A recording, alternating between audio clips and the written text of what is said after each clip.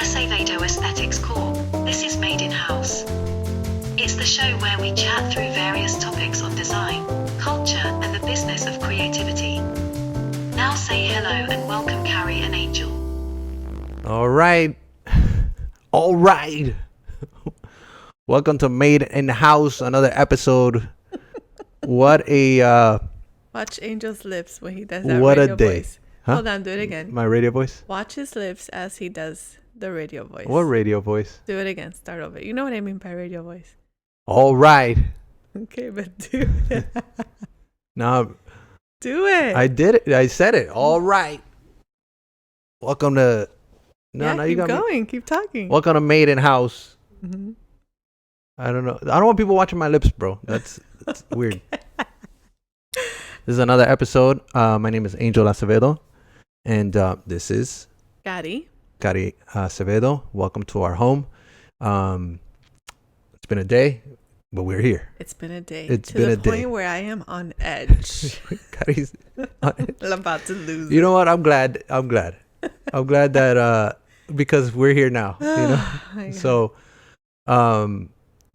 welcome everybody. Thank you for joining us. Thank you for all the good feedback so far. Hope you've enjoyed the first few episodes. And before we get into it, we got our cams, but we got Avon Cam. Yeah, we do. Avon Cam, shout out to Avon. No comment on Avon today? No comment. All I'm on going to Avon. say. But before that, we got to do a fit check. Hopefully, Yes. got to do a fit check, bro. La musiquita, DJ. La musiquita. Tell Della. All right, go ahead. Go ahead, baby. Okay, here we go. First outfit of the day, the only outfit of the day, Gaiad exclusive, a pullover sweatpants set. It's a asteroid, is that what you call it? Asteroid color, asteroid gray, with some embroidery in the front. It got some silicone patches, a hit on the pants. Show him the pants, show him the leg, show him the leg. Show him the leg. Can you, there you go. Okay. All right, and that is the Gaiad Fit, sponsored by God is a designer. Why are you pulling your wedgies? Bro, Why are you pulling out your wedgies? We're public. I know. I regret it. We'll cut that. Use promo code Made in House for 15% off any order off Gaiad, and tell them Angel sent you. I'm trying not to touch the cables here because they're like sensitive. Yeah. Thanks for that. We need to good. do that like every episode. You need to like wear some Gaiad On my merch. side, I was wearing everybody else's merch. I'm not labeled right now. Oh yeah, you're on blanks. So I'm trying to think about today's topic. Oh yeah, I remember today's topic. I'm like, what are we even talking about today? What are we talking about today, Kari? Well, before forgot, that, so you introduce it. how do you feel about the episode so far? The conversations that we have had. I think it's been fun. I think we've had fun. Actually, some of the conversations we've been having, we've had them for the first time on the show. I think most of them or parts of the conversation. Yeah, good chunk. Because normally in our everyday lives, we wouldn't necessarily sit down and talk about this stuff the way we talk about it in the show. So that's been kind of neat. And just having you guys here with us. It's fun that you get to join us and kind of go on the journey. Yeah. Because we're on a journey. We're on it. It's not like we figured it out or anything. It's like we're on it. You know, this is one of those things where it's like, now we got another thing that we're doing. You know, it's like we continue adding to the slate of responsibilities. Yes. Not like we already had enough, but and speaking of the things we haven't even announced yet, or the things that we're working on, but this is kind of cool because you're able to, what's the word, desahogo, like vent, like, kind of like vents, kind of chat through just ideas and things that you've gone through or thought through, and so I think this is good. It feels good. I love talking to you. You're the best. You're so smart. That's what made me fall in love with you. Your brain. Remember? I remember. Where were we? We were at Pizza Rustica or something like that in downtown. I love Pizza Rustica. Shout out. Anyway, so today we changed topics like 5 times. Yeah, to be honest, it was a little rough to start the show today. So we're in our home, and We got a new setup. we do. And the thought of like being home like seems like it's gonna be easier, but it's actually not all the way, because like this is our home, so it's like it's not a set every time, and so we have to prepare the set, the lights, whatever. Mhm. On top of that, even was being a little bit challenging, not in a terrible way, No. but he just wouldn't go down to Just sleep. being a baby. Yeah, and so we actually, this is like our third take. We Mhm. did an entirely different topic before that we just decided to scrap. I think that because, was a little high concept. That yeah, and he was next to us. He was just being a lot. So, yeah, so it's been a little difficult to get started, but we're here, and I think we're gonna try and maximize it and shoot as many shows as we possibly can today. Yeah, so I think for today, we're going to talk about our design process, correct? Yes. We're gonna talk about today's our design process, and Yeah. what I would like to do is see how different yours is from mine. Again, this is a conversation we have never had. We've lived it, and I can think of maybe a few different things that we do, but we've actually never had this conversation. So Yeah. Why do you let's start off with, maybe we should define what a design process is and why that's important. Yeah. And I think the design process is not just for graphic designers. I feel like this is more the creative process, I guess. the to creative embroad- process. So Kari, what is a creative process to you, and why do you feel it's important? Well, I've actually, this is funny. I just realized. Well, you never. No, that I was thinking about this a lot last week, and something that I realized just casually thinking was how much I use the creative process for a lot of things outside even the creative process. Like I use it to build systems. I use it to allocate like work to people. I use it to see how much progress we've made, etc. So for me, the creative process is like key and fundamental to everything that I do. I think the way I understand it and the way I like to talk about it and frame it is it's basically a framework. It's steps that you follow in order to accomplish a creative goal, you know, and you and I, we've spent time kind of defining what it looks like for us. You can find this on Google, and there's variations. They're all pretty much the same thing, but I think most people have different variations. Ours, we like to do 3 phases. So we have phase 1, which is, we called it creative exploration.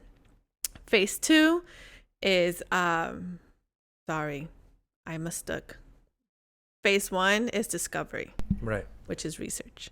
Yeah. Phase 2 is creative exploration, which is when you begin concepting. Right. And phase 3 is implementation or delivery, whatever you want to call it. And that's where you put everything together, the deliverables, etc., and then you fire off everything that you created. That's kind of the framework that you and I use, and we used it to not just like in our work, but literally to like educate clients. We added it to our proposals, That's right. etc. So like even in my work, like at VU, I've implemented the creative process in not just in creation, but in systems as well. We can talk a little bit more about that, but that's basically what creative process is, as I understand it. Great. That's good. Sorry for screwing it up. I should have had it. No. When was the last time you opened up our proposal? You know, I feel like it's kind of just habit, especially when you're working on stuff. You're like, well, I start with this, I do this, and do that. Mm-hmm. I think the creative, and I like what you said. What you feel the creative process is for you. I of course, because we're in the same industry, we share some sort of the same ideals. I think for me, the creative process, I'm very visual. I'm a great gamer. I'm a gamer, you know. You're so great. yeah, I'm a gamer for sure. I'm a veteran, so I kind of like to gamify things. But the way I see it, the creative process is the vehicle that will get you through certain checkpoints in order to allow you to get to the finish line. You know. Yes. So do you get that visual? Totally. I saw it. Yeah. Yeah. because not only is the checkpoints important where you need to get to, but also the vehicle that you have. So if you're having like a crappy vehicle, like a, what do you call them? Like a hoopty. I don't know what you call them. The Gen Zers call it these days, but like a little crappy car. And are you saying that the individual is the vehicle? No. I'm saying that the process that you have is the vehicle. You're only as good as the process that you have. So if your process is crappy, if your vehicle is crappy, you're not gonna get to where you need to go. So for me, I like to think I have a Lamborghini Countach, Lord, yellow, we headed 1983 with this conversation. And whatever. I'm exaggerating, but you know what I mean. Like it's the process is really important. So I feel like for us, because we are creatives, when you're working with the clients, the process needs to be digestible for you to explain to them what it is that you're doing. And a lot of times they want to know what it is that they're paying for. Yeah. But for the artist that's in the designer, because there's always like a little bit of an artist in the designer, the process can kind of skip around and can kind of start one way, but you start evolving and you're like, for example, you and I, and in our mindsets, you and I are very different. I am very much, I don't like the term scatterbrain, because I feel like but I do feel like I got the shiny object syndrome there. I'm just always like changing depending on what I feel, what excites me. So my process, though it has a structure that we set in play, it changes, it's a little fluid, yeah, but flexible. I must say, to defend you, when you do client work, you're very organized and you follow the process. Yeah, that's true. You're very detailed. Like one of the most organized designers ever, and you're delivering in how you name your files, everything, your layers. When it comes to your personal work, that's what you're referring to, where thank you. Yeah, you hop around a little bit, and it's 90% phase 2 than anything, and it kind of lives and all in phase 2. Like this is a good example. You're right.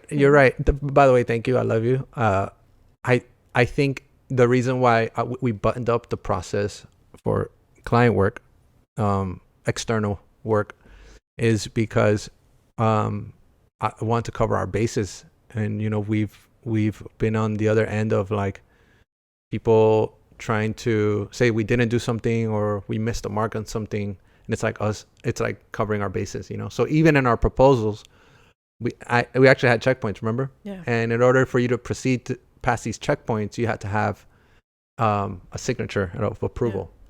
So and it essentially was only a 3-step. Our phases were like 3, like how you said. Mm-hmm. But within those phases, there was multiple sub phases. Is that how you say it? All that to say that I think it's important when you're doing external work for you to be buttoned up. You know? So I guess let's walk through why it's important. Let's start there. And then I kind of want to talk about how we used it to our benefit, with the studio, with client work. I can talk about how I've used it at VU with team, with staff, etc. Yeah, I can even talk about the steps I implemented at Spotify. There you go. For some of the podcast work that we did. So let's just start at the top of why it's important. So we just described it, what it is, what we mean by it. So why is it important? Why does it matter? You're asking me why is it important? Yeah. I feel like I know this, but I'm like nervous to I haven't really necessarily processed it. I just kind of know, it's important, guys. It is, all right, let's go to the next.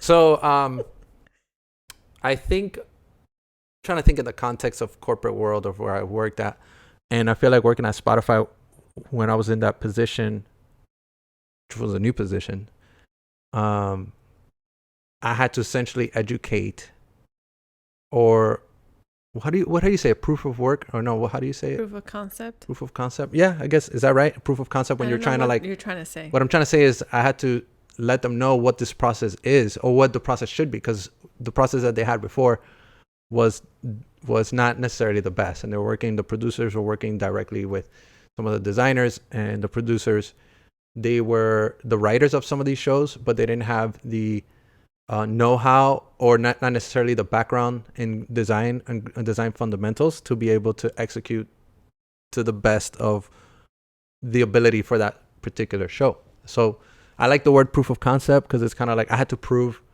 hey, this is how it should work, and this is why, So the reason why the creative process is important is because it will get you to the best solution possible to X project, right? Because we just said that you can have multiple solutions to it, So what you want to do is remove subjectivity and land in objectivity. So what that means is remove the opinions from everybody, as many as you can. Right. To sort of minimize them. As to, I don't like it because I just don't like red, to I don't like, or I like it or I don't like red because red doesn't, this is too warm when it's supposed to be cold, So you want to land in places where you're checking off boxes as to like, okay, this is the demographic, this is who I'm talking to, this is what we're trying to achieve, this is what we're trying to say, this is the tone where we're going. Yeah. You know what I mean? Yeah. So in order for you to get there, you need to have a solid process to follow, to remove the opinion. I don't want to say, that sounds mean, to remove the opinions from everybody, but essentially to, to just kind of get more precise. Yeah, or at the end of the solution. day, just meet the goal of the project. I think different things have different goals, and so that helps keep it in focus. Right. Correct. What do you think? I think your answer was really good. And it reminded me how far away from the corporate world I have been in the last few years, because I don't necessarily think that way so much anymore. And it's just because of the environment that I'm in. I've really leveraged the creative process recently at VU, because that's where I've been I've spent most of my time in the last few years, in really elevating not just our systems and our processes, the way we approach a project and the way we think about things, but also implementing systems and things that help us get to an answer quicker. So in the context of VU, it's different because it's a church, and so I'm not necessarily working off a bunch of corporate goals. Sometimes a lot of it is culture too. So yeah, I do have moments where I need to focus on, I need to sell this many tickets, or I need to get these many people on seats, or whatever, promote whatever where the church is doing. But a lot of my focus honestly went into just shattering as many preconceptions that you may have about church through art. Yeah. And so the way that I used it and why it was so important is because it really protects you when you go into something, when you start working on something and you do phase one, which is discovery, you do your research, you orient yourself. You're like, okay, I know the landscape I'm working in. I know the goals. I know the demographics. I know who I'm talking to. I know kind of how I need to behave, etc. Competitors, this person's doing this person's doing that, etc. Like, you need that information, because you're not going into it, or you're not creating something for silos or for an island. You're creating something for a world that has so many things happening at the same time. And you're often competing, especially now. Like, there's so much content that everything competes with each other, and honestly, like, once you get to the phase two of like creating stuff, you kind of know what you're doing. And when I ask you, why did you make that? You have an answer. I get super annoyed when I'll ask, why did you make that? Oh, I thought it was cool. I'm like, what do you mean? Like, did you Google anything? No. Okay. Well, you failed. Sorry. Like, you missed it. You missed the mark because you didn't even Google, like step one, literally. And then, to be honest, if you skip around it and you don't really follow it, once you get to the phase 2, the creative exploration, you're going in blind, and you're making something literally for yourself, because you don't even know, maybe for yourself and your friends who may like it or whatever, but when you're working for a corporation, like there's goals attached to it. And once you get to phase 3, which is like now you're implementing all of the deliverables and things like that, you may have missed the mark. Like maybe you don't even understand the context of a billboard or a postcard or something along those lines, because you didn't do phase 1, or you skipped it, and it's really funny. I don't know, but I've experienced a lot of work collaboration where even implementing the creative process and we've laid it out, somehow there's still a skipping around where there may be like a billboard or something like that, and it's like forgotten who the audience is for. And it's like whatever we created, I'm going a little bit off a tangent here, but whatever was created, I'm trying to remember, because there's certain things you go ahead. Whatever was created from the creative process, because the creative process lands you in a style guide or a brand guide, right, depending on the project. So these are my fonts, these are the assets, etc. But when you get to phase 3, which is implementation, and you have 100 deliverables, you may have digital, you may have print, you may have different things. You also need to understand the context of those micro projects. You know what I mean? Because the demographics may change a little bit when you're communicating, from somebody in the church context, for example. Somebody who comes to church and I give them a postcard is a different audience from somebody who I'm marketing the same thing to, but it's somebody who doesn't come to church, who doesn't know anything about. Same project, different audiences, different contexts. Messaging, a lot. Right. But yeah, so for me, creative process is key. And it's like, you gotta go back to it. It's the thing that anchors you, that keeps you balanced, that keeps you knowing what is going on. Because if you miss it, if you forget about it, you're gonna miss the entire thing. And I've experienced it. So that's why I'm always like, go back to the creative process. I love that, because even if you get lost in a project and you're like, or things are just it's not your map, I guess. It's your roadmap to the vehicle that gets you to the checkpoints. It's a roadmap and a vehicle. It's the Google. It's a vehicle. It's a vehicle with Google Maps on it. I love that, because you can always go back to it, and you're like, this isn't working. Let's go back. Let's go back to the beginning, to discovery. And I wanted to say, because I don't want to, we can branch off into different things. I went too deep. This is we'll probably talk about the process more in other episodes, because there's just a lot to it and to tackle in one. And we're just kind of like, this is like the intro to it. But I do want to say this, and I wanted to ask you why discovery is so fundamental. The discovery is like the cornerstone to, or the foundation where you're going to build stuff, right? And I want to know why you believe that is. And people are talking about like, well, you're getting inspiration from other places, or you're stealing, or whatever that may be. I want to know why. But secondly is, before that, you need plans to build, right? This hypothetical building with a foundation, right? And if the plans are bad, there's no way you're going to be able to build. And by the plans, I mean a project brief. If you don't know what the project is, and it's happened to me even recently at Spotify and other places, where the project brief says one thing, we execute based on this, and it's like, no, this is not what we were looking for. Well, I went off everything. I didn't know this. I didn't know that purple was not allowed to be used in this thing, or whatever it may be, So what I want to know from you is I want to know about the discovery process as a foundation, if you believe that, if you agree with me, and why. And 2 is, how important are briefs, or what do you feel?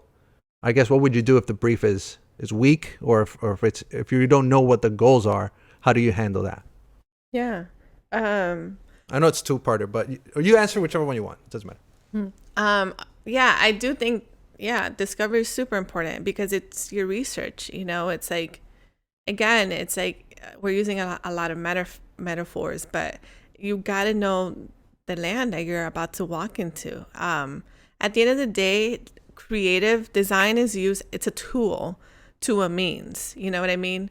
And there's different like sectors and industries, and that affects how design plays out fully, because again, in the church context, it's different from Spotify. I don't have always a bunch of data. We don't always rely too much on data. It's a church, so it's a different environment. But at the end of the day, like for me, discovery is knowing what you're up against. You got to know who your competitors are. You got to know, like, your demographic is super, super, super important because literally that alone determines so much of your project, your aesthetic, your font choices, your colors, your layouts, how big the font is. Do you do kerning? Do you do leading? All of that is affected by just your demographic alone. If you're speaking to a 65-year-old and it's a print, are you going to do 8-point Helvetica on it? I don't.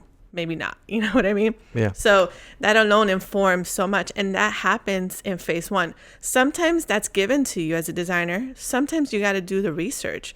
Sometimes you even inform, because I've had instances where, it's been like, oh, I want to do X, Y, and Z.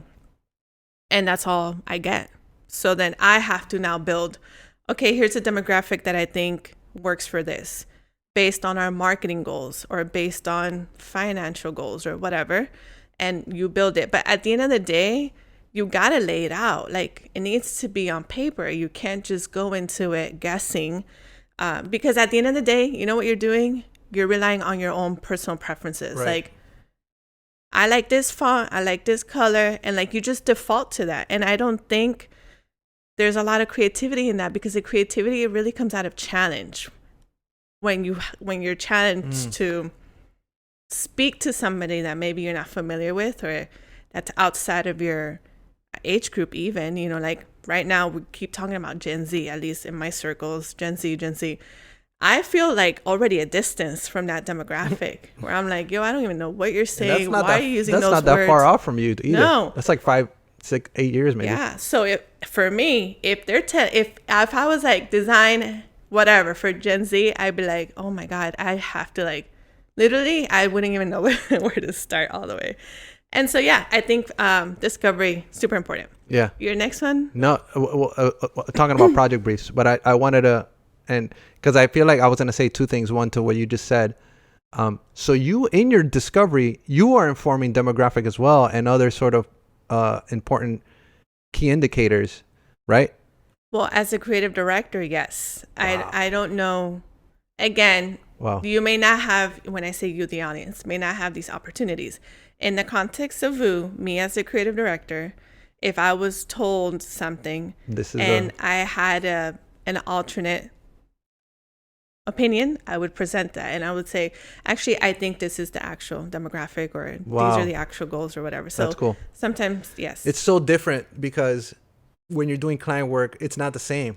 They're telling you, well, they should be telling you, it's like, this is the product, this is what we're launching, and this is who we're, but that's really cool that as an in-house design, in-house creative director for internal things, it's like you're deciding what those things are, which is, it's really cool. And something that you also brought up, which I'm guilty of, is falling into the trap of what's trendy or falling into the trap of what's comfortable, right?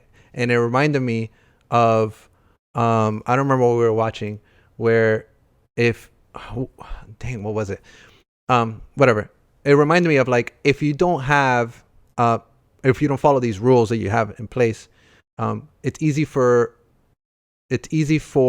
the decisions that you make in design to follow these trends because they're comfortable, and it's essentially the path of least resistance, right? So it'll just kind of like, well, I can't figure it out, so I'm just gonna go to, I don't know, new morphism was recently, I don't know what's trendy right now. I don't even pay attention, but I remember working on a project with young designers, and one particular designer kept pitching, no, let's do this. Let's try this thing, and it was like this trendy thing, and I was like, but this doesn't work. Like, just because it looks cool and because you know how to do it doesn't mean that that's the solution for this thing. We need to ask the questions, as to like, as far as like the discovery goes, what is it, where is it that we're trying to go, who we're trying to reach, what we're trying to do. Yeah. Which leads me into essentially the project brief, So as I know for you, it's different because I guess you are building as an in-house designer, for an organization. Are you building the project briefs, or you work with the actually project manager, whoever's in charge for these said projects? Yeah, I would build the project briefs, mostly sometimes with, project manager and Wow. Okay. The reason I'm like, it's so different because even for when I was doing client work or at Spotify itself, it was sort of given to me. Yeah. And I actually had to build a template for a brief, because I needed to ask the questions. Tell me, when does this release? What's the tone? What's the feeling? Where is this going? What are the deliverables? And I actually prefer that. When somebody gives it to you. Yeah. I actually prefer someone giving me the assignment. I think most designers do. They just, if you're green, if you're new, you don't realize it. But you speak to a seasoned designer, and a lot of them won't start doing anything unless you give them a very basic brief. Yeah, it's true. Wait, are you saying that I'm green? No, you're saying that you like getting project briefs. Yeah. And I said, yeah, most designers do, unless you're new. Oh, yeah, you're right. You don't realize how Yeah, much. well, thank you. I thought you were gonna, throwing shade. No. Yeah. No, I get you. But I also feel me as a, I don't know, full on creative. I don't want to say that it's like I'm mostly, what's the term, that I just want to make stuff. I don't know if I want to be building briefs and like doing all that stuff. But I don't want to spend my life doing that either, but it was part of my responsibility. Yeah. But you're good at it though. I am. You're so good at it. But and I want to say, fam, her reference game, like, I don't know where you don't say that. Don't say it, because you're so good at it. Thank you. You're so good at it. It's like where you pull inspo from, you're like, and this and that and whatever. I'm like, where'd you find this? Actually, that's a good question. Where do you pull? Can I answer your project brief question first? No, I don't care about project briefs anymore. Yeah. Answer that. Okay. Let's talk. What is a project brief? Because we're saying things. Oh, that's true. True. We're saying things. So actually, people might not even know what discovery is. Right. But go ahead. We're not going to go too much into. We need to. Sure. I want to move away from the creative process. Sure. Combo, We're talking a lot about discovery. Okay, so you have the creative process, which we just talked about. Mm-hmm. It's a framework. Then you have a project brief, which is basically a document that details out findings from phase 1 of the creative process, so that the creative team can now execute the creative in order to meet the goals. So Angel would get a project brief, usually from an account manager if you're in an agency. Right.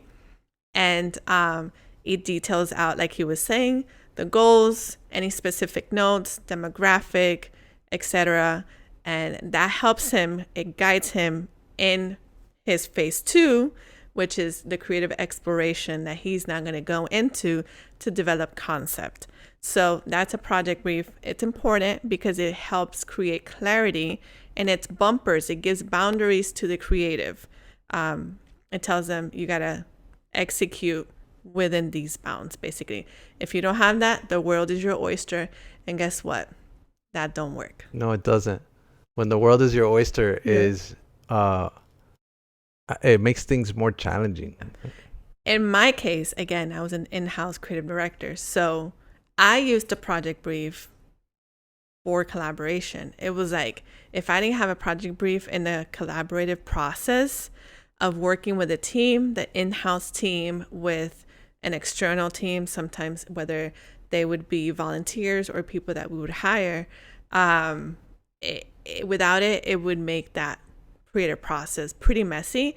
And honestly, sometimes you end up having conversations you don't want to have in terms of, I'm sorry that you've gone through 5 revisions of this. I missed the mark. Project briefs help those things. So I'm pretty adamant about making sure that every project has some form of a project brief, because It helps create clarity.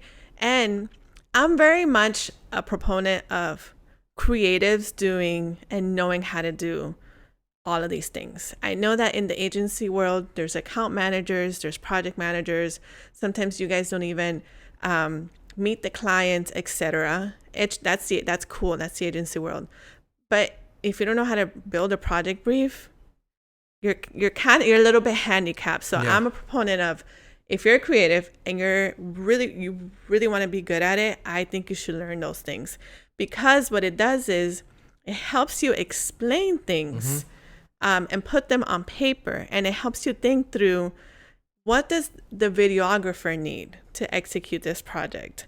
How do I need to say this? Are they going to understand if I say things this way? Right. The more you do that, the more you put it on paper, the more you learn what people actually need in order to create. So it's benefited me greatly, because I understand turnaround times, deliverables, how to assemble teams. Yeah. And it's all literally from doing those things. Yeah. Creative process, project briefs. It's true. No, it only helps you. That's good. I think we may probably do, or we should do, an episode on how to build a brief, or like what the expectations are. Yeah, we can probably put it on the TV since we have it. put on a brief, and I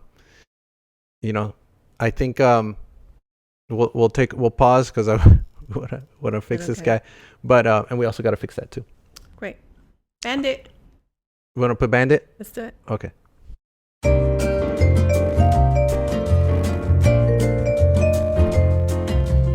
Okay, so just to recap our conversations, we've talked about the creative process. It's a framework made out of 3 phases. Phase 1 is discovery. Phase 2 is creative exploration. Phase 3 is implementation. We also talked about project briefs, which is a document that lays out the project goals for the creative so that they can stay within the bounds that they need to stay within. Now, we're going to talk a little bit about some other ways that I use to create a process. I think this is new for Angel, because Angel doesn't really I have no idea way. where. I'm just here for the ride. Yeah. And I wrote this the other day because I meant to teach it somehow. I was actually considering maybe doing some form of a creative hangout or something where I taught the creative process. And I named it The Power of the Creative Process. And I think my first sentence was something along the lines of, like, once I understood the creative process, like, I got so much benefit out of it. So for me personally, the creative process is way more than just for making things. I use it as a tool to get the most out of a creative team, to be as effective as possible. And so some ways that I've used it, we did do this in the studio. In a previous episode, I believe we spoke about how we kind of split our roles in our design studio. Right. And I did a lot of the project management. And something that I did to be able to understand exactly where each project was is I did my project management based on the creative process. So we used Trello back then. And if you're familiar with Trello, it's the cards. It's like cards with columns and things. And so one column was phase 1, another column was phase 2, another one was phase 3. And we had all of our projects. So let's say we were working on 10 things at a time, however many, and they were all there. And so I could look at these columns and say, okay, this project is on phase 2. It's been here for a minute. I need to move it to phase 3. And I can have that conversation. Or, hey, we haven't even started. So this thing needs to go from 0 to phase 1. We got to get the thing going. And it helped me not only on a macro level know exactly where each project was progress-wise, but I could also get really micro around, hey, this is taking too long in this phase. We need to move it. Or there's too many revisions in just phase 2. Like, something happened with phase 1 where we didn't get it right because we're in phase 2 and we're not hitting the mark. Yeah. So that's one way that I used it. Any notes or comments on that? On Trello and like, no, the only comment that I would say is, it's like, I want to take credit for that system, but I can. It was your idea, but it reminds me of when I worked at Sergio's Printing. I don't know if we talked about this. Yeah, you did. I think we did. Sergio's Printing. Shout out to Sergio and Miriam. They had this thing on the wall, and it was like a chart on the wall, and it was, I don't remember if it was painted on the wall, whatever. It was like columns, and then they had the project in phases. Pre-press or sorry, design, pre-press, production, whatever, and then they would physically move the cards around, which I thought, I don't know, I still think analog is cool, and I'm like, there's something so satisfying of like grabbing a card and literally moving it. Oh, it's in this, or it's in cutting, or it's in whatever. So Trello worked really well because kind of allows you to visualize in what phases it's in, and it kind of keeps you accountable to, like you said, hey, this is in phase 2 or 1 or whatever for X amount of time, or why are we in so many revisions? It's super important. So I actually think that's that'll help you supercharge your process that you have already in play. Yeah, I mean, hopefully it did for us. I'm sure there are people that figured out better ways or ways that work for them specifically. In our case, it worked really well, and I've used it in the studio, and I've implemented it at Vue, and it works for me for both instances. In my case, before you go, and at Spotify, instead of Trello, I was using Asana, and I set up Asana the same way in cards, which was really great. It's good. It's actually good. I really like it. It's definitely a little bit more UI, not necessarily friendly, but just looks nicer than Trello. Sure. Go ahead. The last thing that I can recall at the moment that I've used to create a process, this was recent. So my role at Vue, as I've talked about, has changed. And so I'm like for lack of a better word, this is not like the official language, but just so that we understand in our industry, I'm like a freelanced creative director, basically. Contract creative director. Yes. Yep.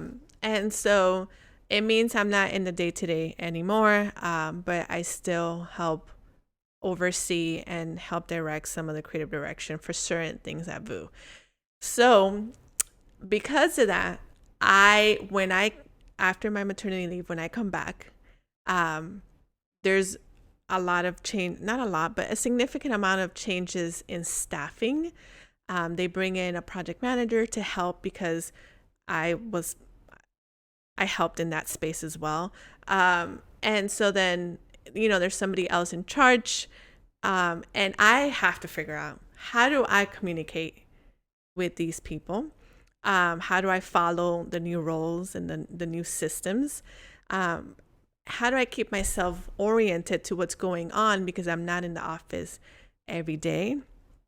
And how do I communicate with this project manager in a way where like we understand each other, and when she's assigning something and I'm coming in from another end and saying, hey, I need you to focus on here, I'm not trumping too many things, And it was a little bit of a learning curve for me. I had never been in that scenario before.